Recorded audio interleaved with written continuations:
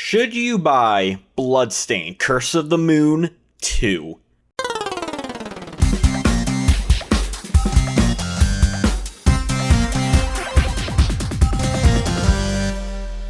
Yeah, it's not Bloodstained 1, it's Bloodstained 2.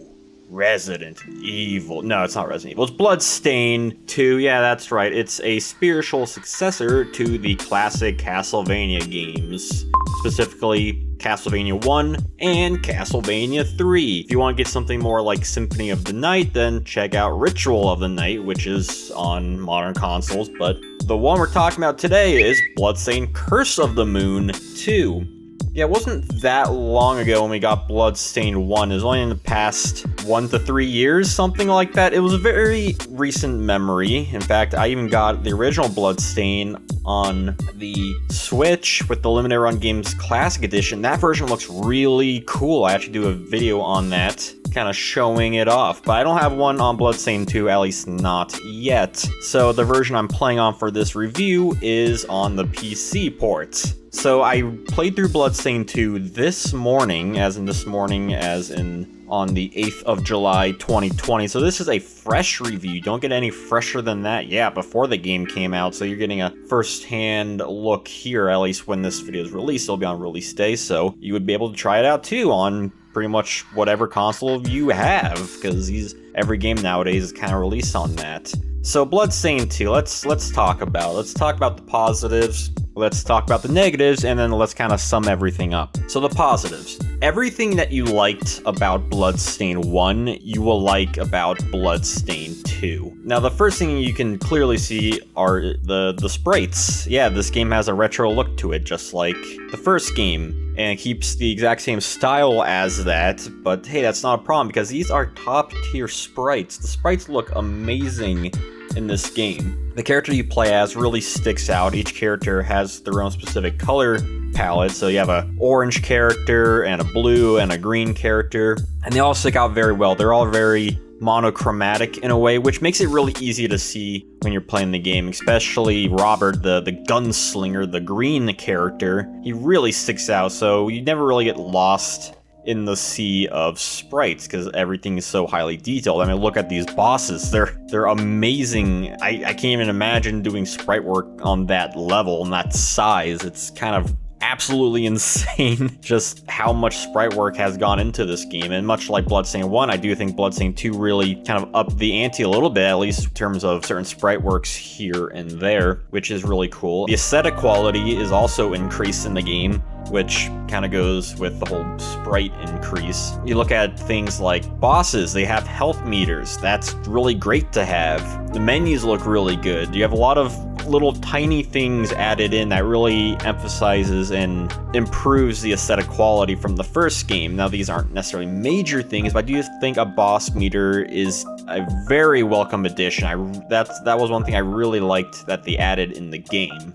Now, with the new characters, as I mentioned, you do have new characters. Your main character is still the same Zangetsu, not to be confused with Zangetsu from Bleach. Those are two different characters. So Zangetsu plays the same as the first game, for a little bit anyway. So you got your sword, and that's kind of about it. Now your new characters, you have a similar style of characters. You have your more acrobatic character with a high jump. This is Dominic. Yeah, they have a high jump, they have a spear, so they can attack different directions, which is nice. They don't have a slide, but they're definitely a bit more movable around with the high jump. It's nice for platformers and kind of a bit more of a long range. Plus, you can attack straight up, and you can even bounce on things like in DuckTales. Unfortunately, you don't really get to use that ability that often, but I assume when people play this more and more, they can figure out more ways to abuse it. Then you got Robert, which is your gunslinger. I always like the gunslinger characters. He has a gun that can shoot all across the screen, which is really nice. However, he's not that powerful, and he's actually kind of slow when he attacks, which is kind of lame unless you have the bandana power-up that lets him shoot a lot quicker and more powerful. I kind of wish they sped him up a little bit.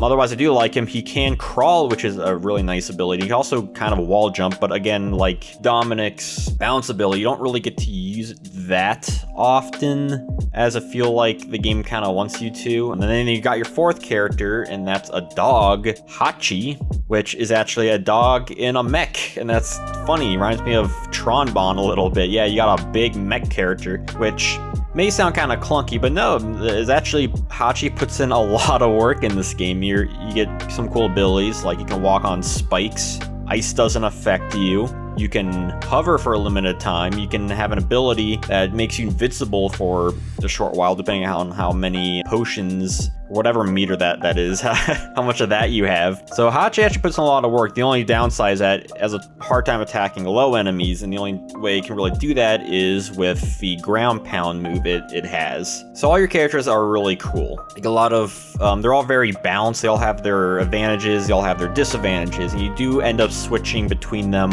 a lot more than you would in Bloodstained 1. And in Bloodstained 2, there's actually certain sections of the game that really wants you to switch characters to get past certain sections. Like, for example, there might be a part where you play as Dominic where you have to use the bounce attack, then switch to Hachi to hover. Maybe you need to switch to Robert to do a wall jump. There are different things you can do with the game that's kinda neat. Again, the bosses, they're gigantic and they're fun. Each boss is different than the other ones, and again, just they look amazing. They're all different. You kind of expect some sort of big serpentine-like boss, but no, you go into, let's say, this section right here, and then bam, here's a boss. It's a giant sarcophagus looking thing. I'm like, whoa, was not expecting that. That's really cool. I had a lot of fun with the bosses for the most part, and again, the sprite work is absolutely amazing. Definitely the highlight of the game for sure. The music also remains to be really good. It's very, I would say it's on par with the first game. I won't say it's better, I won't say it's worse, but it's definitely good. You got that retro style music, it's catchy, it never gets boring, never loops too much. It's not really something I get necessarily stuck in my head, more so than Bloodstained 1, at least the first stage of Bloodstained 1. I really love that theme. Bloodstained 2 still has good music. It's not the best music, but it's still really good. Like I kind of mentioned, you get a lot of the same enjoyability as the first. Like if you like the first game, you'll probably like this game, and that's for sure. Because I recently just replayed the first game 2 days ago, so it's all pretty fresh in my mind. Now, the negatives. Wait, don't forget to subscribe if you haven't, because that helps me upload more videos and know that you like content like this. So I mentioned how Zangetsu plays the same as the first one, at least for a bit. See, when you play the game right after Stage 4, but before Stage 5, you actually get a new sword, which gives you brand new attacks, and that's awesome. Because the problem I had with Zangetsu in the first game was that I never wanted to play as him. All the other characters had some sort of advantage, even the wizard character had really cool magic to use, but Zangetsu just didn't have anything. My main thing was I really wish he could attack faster, because I think that would have at least made him better to play as, but he didn't have that unless you played through other ways of the game. But through the vanilla story mode, you get all the characters and he just plays similar. So I was kind of happy that he does get a power up. Now it kind of sucks because I kind of get where the game makers were going at, where they wanted to have the first stage was to reintroduce Zangetsu, like, hey, this is Bloodstained 1 guy. And then the next 3 stages you play as the 3 new characters as you would. So then in Stage 5, you play as Zangetsu with his new powers and go, hey, now Zangetsu's got a power up, so you got these really sick characters. You play it as in comparison to Zangetsu. Now you got a beefed up Zangetsu. But I really wish that they gave Zangetsu his power up from the start, because it kind of leaves a sour taste for a little while. Again, when you play through the game, you go, well, why would I ever play Zangetsu